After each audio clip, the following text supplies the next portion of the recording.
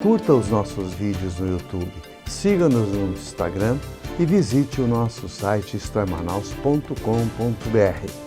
Bom, seu carro merece um tratamento especial.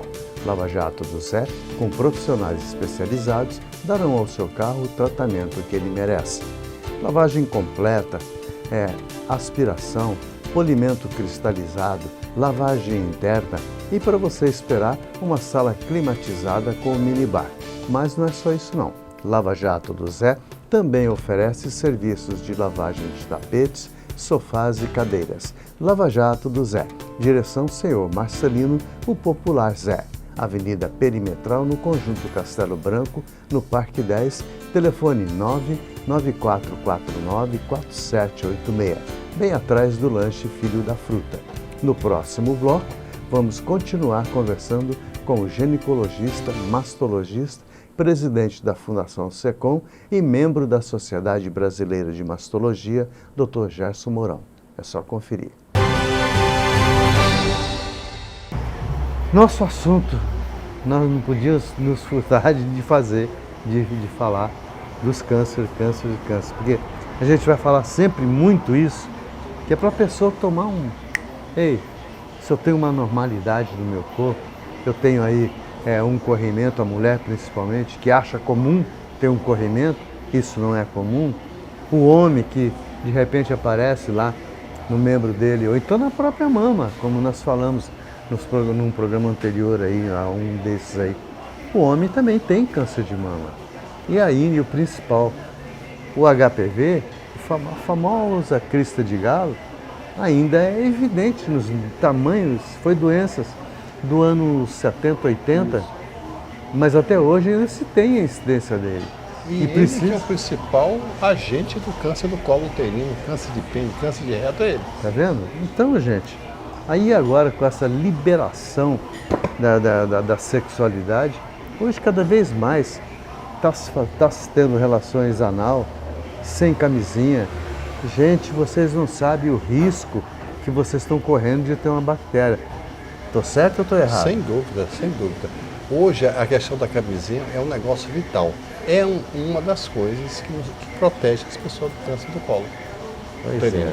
Câncer do pênis também. Doutor, eu recebi um telefonema de uma paciente que eu fiquei assim bastante preocupado pelo relato dessa paciente. Ela fez a primeira sessão de quimioterapia, mas ficou com muitas dores e assim a gente percebia na voz dela, voz embargada, com aquele sofrimento. Isso é comum após uma quimioterapia? Não, ele não é comum, assim, ter essas dores assim. Pode às vezes acontecer, mas não é comum, isso é uma coisa rara. E aí é bom também que se lembre uma coisa, as pessoas que têm dor hoje, elas não morrem mais que elas morriam no passado com dor. Então hoje, ela pode morrer hoje com falta de ar, que não tem recurso nenhum. Lógico, que eu vou já falar sobre o pulmão. Mas assim, nós temos hoje um ambulatório de dor. Então ela teve dor, por exemplo, se é de noite, ela está com muita dor, ela vai na nossa urgência. Nossa urgência funciona 24 horas. Ali eles vão avaliar e eles podem dizer, olha, o seu caso é para ser feito isso, ou até descobrir outra coisa que esteja levando essa dor dela. Então, é vital que ela... Porque o que me causou uma certa estranheza é porque ela não tem o contato da médica que está atendendo ela. E falei, mas como você é paciente, você não tem o contato do seu médico? Mas eu não quis incomodar e ela não me ofereceu, também fiquei constrangido de pedir. Então, você vê, com todas as dificuldades, o SECOM ainda se propõe a ter um atendimento 24 horas para essas pessoas que estão passando por uma dificuldade maior. Porque eu imagino que como deve ser 24 horas de dor. O Edson, assim, o SECOM hoje ele recebe circulam, né, dentro da Fundação SECOM, 1000 pessoas por dia. Então, você tem ideia da quantidade de problemas, de coisas que você tem que resolver, quer dizer, não é tão simples assim. O que as pessoas têm que entender são os fluxos dentro da fundação. Quer dizer, fluxo é isso. Eu tive uma dor de noite, o que é que eu faço? Você tem uma urgência 24 horas para te atender. E dentro dessa urgência, eles vão delimitar, eles vão dizer, não, sua dor é por causa disso ou daquilo. Se for uma dor que necessite ir para o ambulatório da dor, que nós temos o ambulatório da dor, aí é encaminhado para lá. Bom, esse é o fluxo. nós estamos fazendo a nossa parte. É. A gente está esclarecendo que você não precisa ficar sofrendo em cima de uma cama com dores, principalmente se você é um paciente oncológico. E uma outra coisa também, você falou uma coisa, você hoje, uma das coisas que com certeza as pessoas não vão morrer, é morrer com dor por câncer. Hoje você tem todo um recurso de drogas dentro da Fundação SECOM, que essa pessoa não vai morrer, com certeza com dor. Hoje os casos, a gente percebe já uma certa retração nos cânceres de colo do útero, nos cânceres de mama, próprio câncer de próstata. A gente percebe que a população está acordando mais, né? Sem dúvida, Edson, isso é muito importante. Por exemplo, a população acordava, ia para o SECOM, mas nós tínhamos uma fila enorme. Então, eu quero até agradecer ao governador do estado, ao Anwar Samad, até porque é um urologista também, ele entende qual é esse problema Então, assim, hoje nós conseguimos arrastar essa fila, porque entrou mais um grupo da parte da urologia. Então, isso nós conseguimos aliviar mais essa tensão. Porque ela era mais concorrida, é? Não, era demais, entendeu? Era muito, a fila ficava distante, entendeu? Então a gente conseguiu diminuir essa fila com a entrada desse grupo.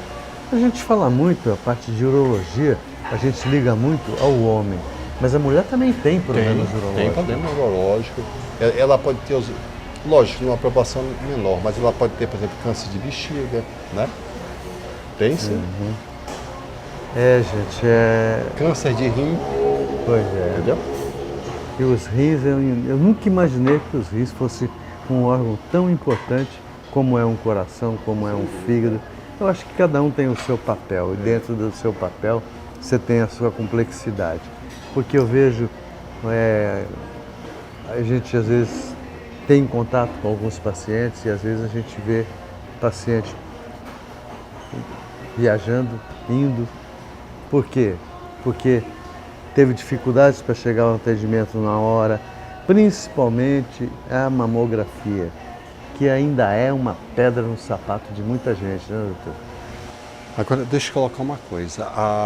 A prefeitura, ela lançou agora as carretas e eles estão conseguindo dar conta daquilo que não estava sendo dado antes. Então, assim, a coisa está fluindo. Uma outra coisa que eu gostaria de contar é que a prefeitura também tem 2 centros onde a mulher palpa o nódulo, ela não precisa mais ir para o SECOM. Ela vai para esse centro, é feita a biópsia, se der câncer, é aí que ela vai para o SECOM. Então, isso é um ganho histórico e assim, de se casar, prefeitura e Estado, para se resolver a situação.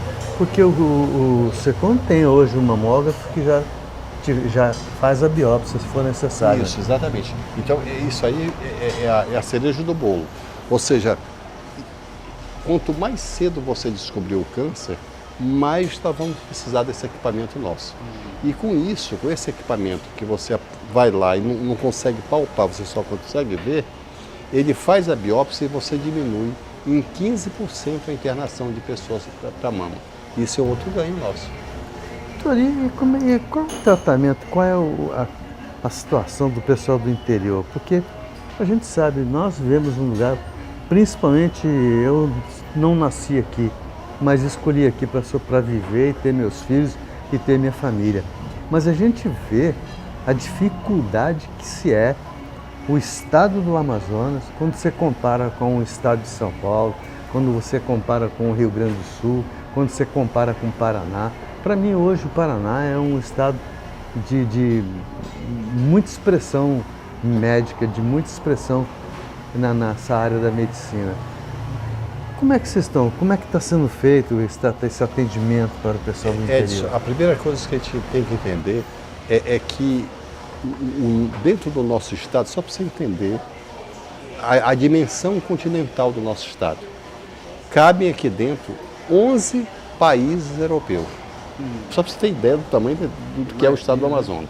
Agora, olha o grande drama nosso. Dos 61 municípios, metade deles não tem sequer 25 mil habitantes. Olha a situação. Então, como é que você vai lançar um programa de saúde num grupo tão disperso que tem aí E você da fala as população? dificuldades, né, gente? Na cidade não, mas no interior, olha a dispersão. É diferente, por exemplo, de você lançar um programa desse dentro de São Paulo, ficar todo mundo aglomerado. Então, essa é uma logística que nós temos que ter na nossa mão, esse fator. O que nós temos pensado muito, né? É que tem que existir primeiro um centro de diagnóstico para a gente descobrir a doença cedo ainda, na capital, e nós temos que ter um centro de diagnóstico dentro do interior, aonde vão se convergir todas aquelas locais para uma região que é Tefé. Aí vai ter que se usar Tefé. Esse é o local. Não vai se usar as calhas, então? Não, peraí. Você bota Tefé para ser o centro de diagnóstico, aí a partir dali, se esse projeto der certo, aí você pode alocar em outros... Mas, doutor, vamos entender um pouco a coisa. Tefé está aqui na região do Baixo Amazonas. E a calha do Madeira? Não, eu vou tentar te responder essa pergunta de uma outra forma. Existe uma coisa que eles chamam de centro geodésico, ou seja, é um ponto onde ele está relativamente aqui distante dos pontos mais críticos dali. E esse ponto é Tefé. Já está determinado, entendeu? Não é Quari, não é coisa, né? É ali. Já tem, então, já tem. todo um estudo e toda uma preparação para isso? Não. Isso aí é uma coisa que, por exemplo, o deputado Silas esteve aqui em Manaus, junto com o irmão, o Dan Câmara. Eu expus essa ideia para eles e ficou de a gente tentar organizar isso aí. Eu diria assim, ainda está muito naquele mundo platônico, naquele mundo abstrato. A concretude, ela precisa acontecer. E dentro do Estado também, nós já lançamos essa ideia de um centro, depois se pensou que talvez uma policlínica fosse o local ideal, depois acharam que não, porque ali não tem tudo que a gente precisa, talvez fosse o Delfina, e por fim está se pensando em possibilidades de que esses centros sejam nas próprias clínicas que o Estado tem, que eles pagam, para ser feito ali o centro de diagnóstico, nessas clínicas todas. Ou seja, um teste para ver se isso é real. É lógico que nós já sabemos que é real. Aconteceu com a mama, por que não vai acontecer com o resto? A viabilidade do projeto, ele já está escrito, não tem o que discutir. Então, gente, vocês do interior ainda vão esperar um pouquinho mais, mas vai chegar lá também. É só a gente acreditar um pouquinho de que nós temos um Deus e quando chegou nossa hora...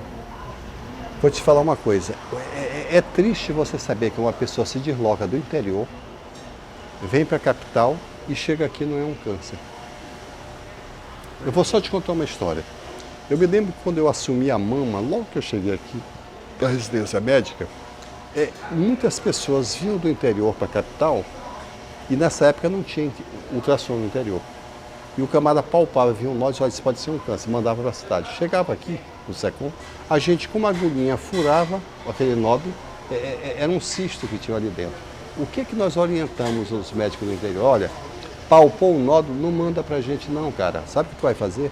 Fura com uma agulha. Se sair água, acabou a história. Se não sair, aí que tu manda.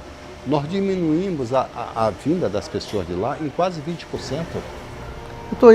Vamos encerrar então com aquele projeto da medicina no barco, que ia visitar, fazia uma equipe, passava...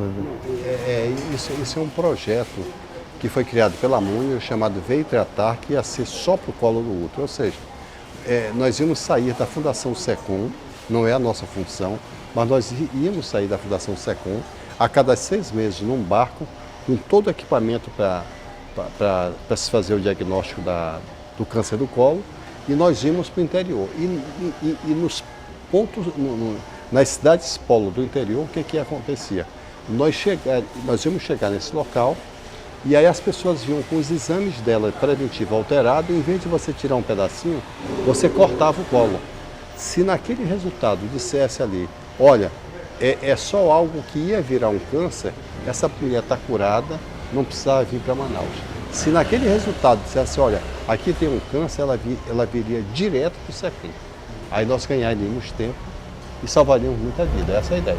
A gente fala que vai terminar, mas não consegue. Então, vou fechar agora.